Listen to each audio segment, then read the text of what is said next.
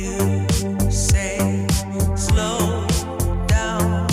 I don't like to move too fast. It drowns the truth with things that are not real, and I really want us to be real.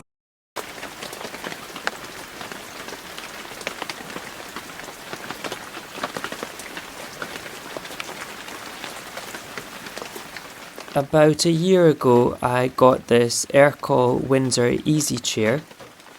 I got it on eBay for, I think, £60, but it was damaged dark wood, and I spent a long weekend last year stripping the old varnish, sanding it back, and refinishing with a clear wax to leave it in this light wood finish.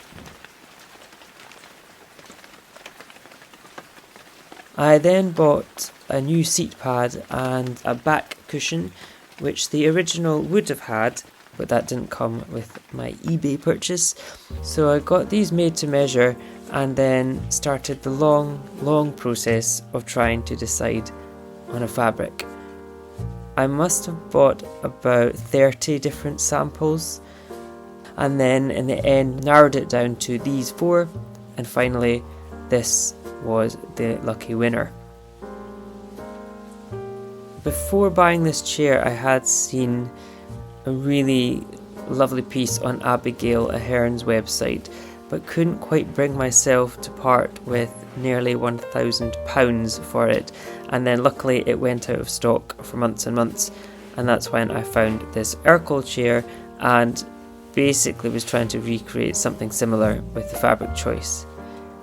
Now, I did pay for all my fabric samples and was about to buy the meters and meters of this fabric I needed, but thought I'd chance my luck and dropped a quick email to the stockist and mentioned my Great British Sewing Bee credentials / disaster. Season 4, don't talk about it. And yeah, the lovely people at Fabric Direct got back to me, and they're not sponsoring this video, but they did kindly gift me fabric for the project.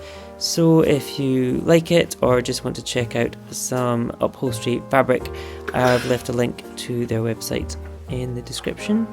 And yeah, thanks again for gifting this.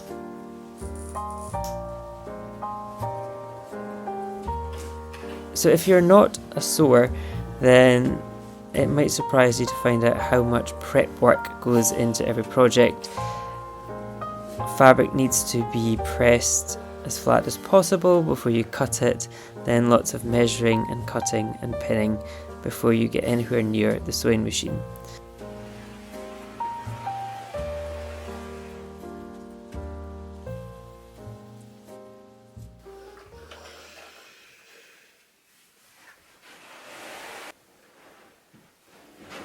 So this is me taking up my entire dining room floor, smoothing out before I lay down the pattern pieces.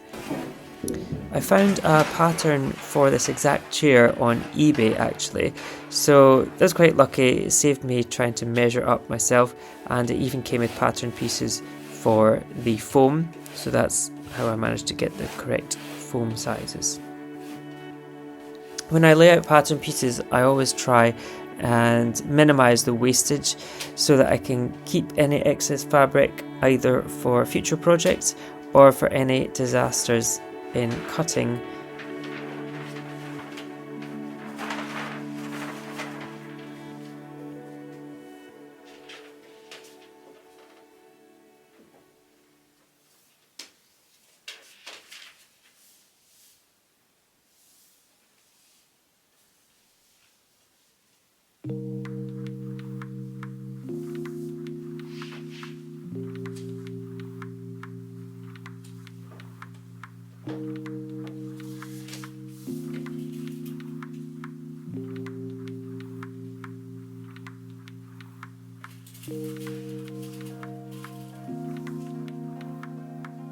I am trying to work on my perfectionism.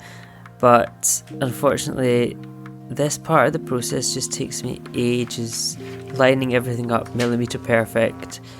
I think most people just get them roughly in the right place, pin and cut, but for some reason I spend ages and ages making sure it's exactly perfect.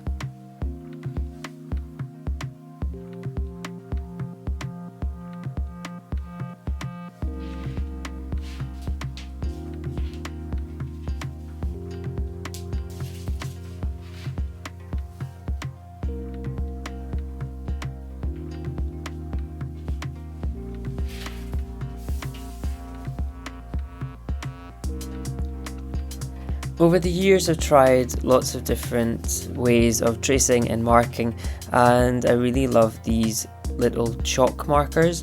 Basically it's a cartridge filled with chalk and this sort of metal pinwheel that as you roll you get a nice line of chalk, but it brushes out super easily, so it doesn't leave any permanent marks like other pens I've used, or even the race against time of the disappearing ink markers, which just add a whole extra level of stress that you don't need when you are sewing.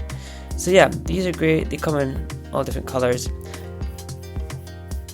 And then I did all the cutting with my pinking shears, which if you don't know, they cut with a sort of serrated edge, if that makes sense, and you get this zigzag which stops woven fabrics from fraying when you're handling them. It actually had less width than I realised, and so it was a tight fit to get everything squeezed onto the fabric I had, which could have been a disaster because I'll tell you here, as I'm merrily cutting away, I hadn't realised the discrepancies in the sewing pattern. So basically the cutting layout and the instructions had two different measurements in them, which I hadn't noticed. By sheer luck, I cut out larger pieces than I needed, but if I'd cut out smaller pieces, there wouldn't have been enough for a second set. To be fair to the eBay seller, she was really good about it, very apologetic. It took a bit of back and forth, but eventually she sent me a digital copy of the correct pattern and clarified where the mistake was. But it took a lot of head scratching and panicking before I managed to figure out that I hadn't made a complete mess of it. I am very jealous of people who have room for a sewing space or a little workshop. I'm always left to cut my materials on the dining room floor, which I suppose keeps me limber.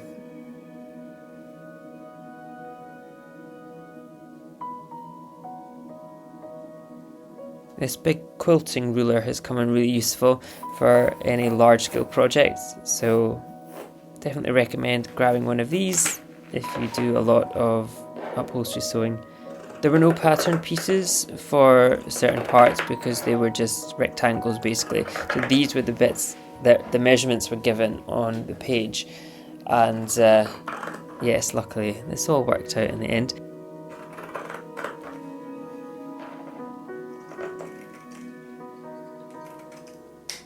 So by the time the ironing and measuring and cutting was done, it was getting late at night. I was on my umpteenth cup of tea, but out came the sewing machine.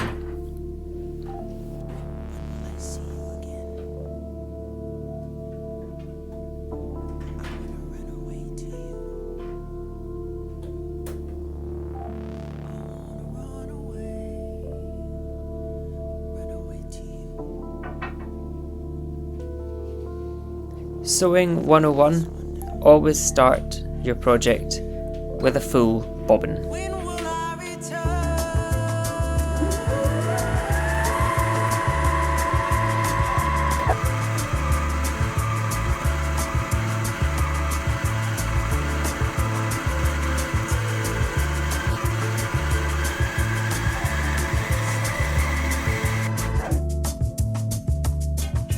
Daydream my way to you.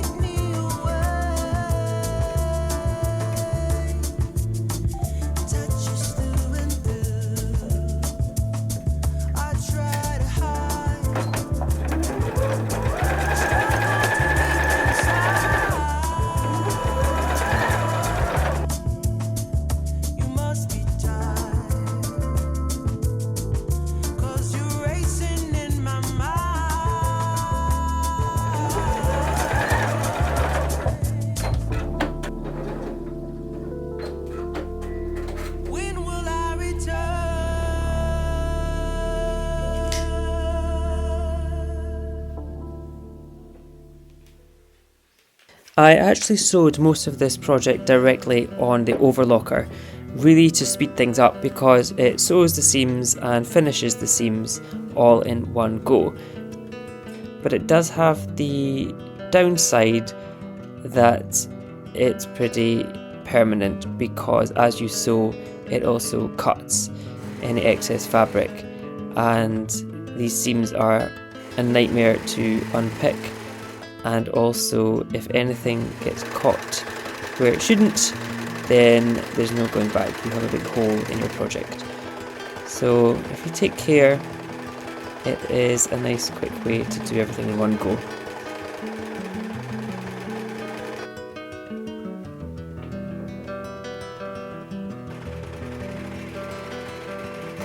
And finishing the seams this way will definitely mean the cushion covers last a lot longer, as they shouldn't fray over time.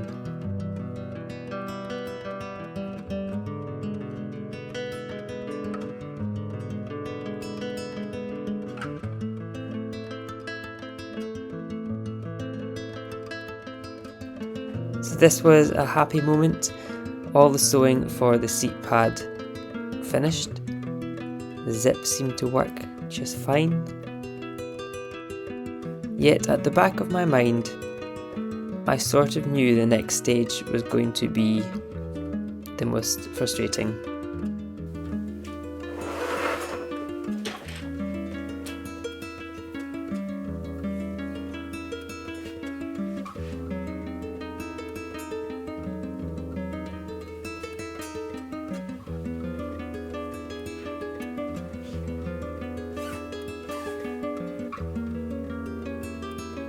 Obviously I know what you're meant to do, but suddenly the cushion looked much bigger than the cushion cover, and I was just trying to think of a way to do this that didn't involve a wrestling match with an inanimate object.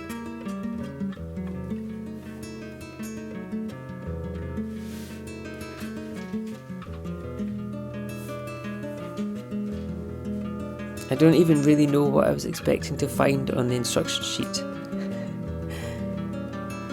So here we go.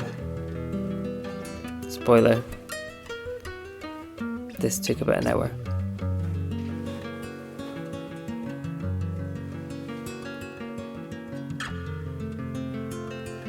I won't make you endure the pain that I went through.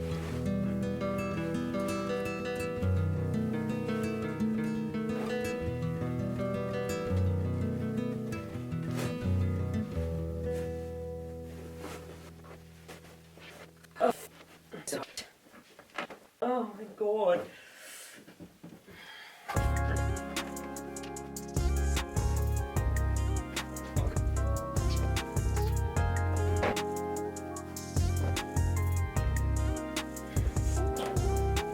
It is comfy.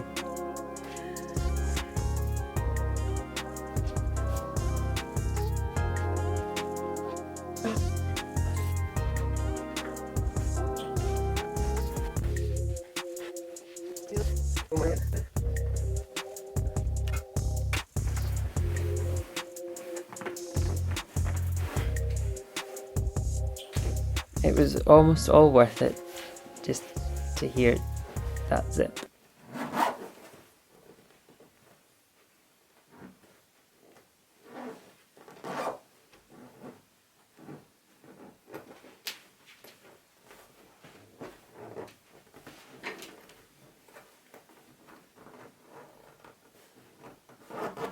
Oh. Done. One down, one to go. Right, that's enough of that for now. You say slow down. I don't. So I had to repeat all of this for the back pad, but it was virtually the same process. Sewing the zip plackets together, then tacking them to the flat panel pieces for the back cushion, and taking it all to the overlocker to finish the seams together before I wrestled once again with the cushion pad.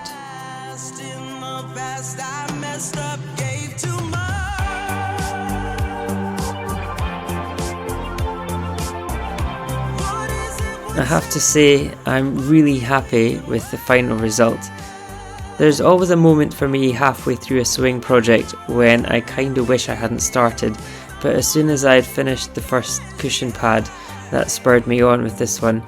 And I kinda love that it's not brand new. It's an old chair with history from the 1950s or 60s. These Ercol Easy Chairs are kinda classics. And now it has pride of place in my living room, in the sunny spot by the patio doors, and I sit here most mornings with a cup of coffee, some incense burning and a book, and feel grateful for a simple way to begin the day. Thanks again to Fabric Direct for gifting me the fabric for this project. I've left a link below to their website, and if you'd like to see how I restored the original wood for the Ercol chair, I have a full process video showing the paint stripping, sanding and refinishing also on the channel.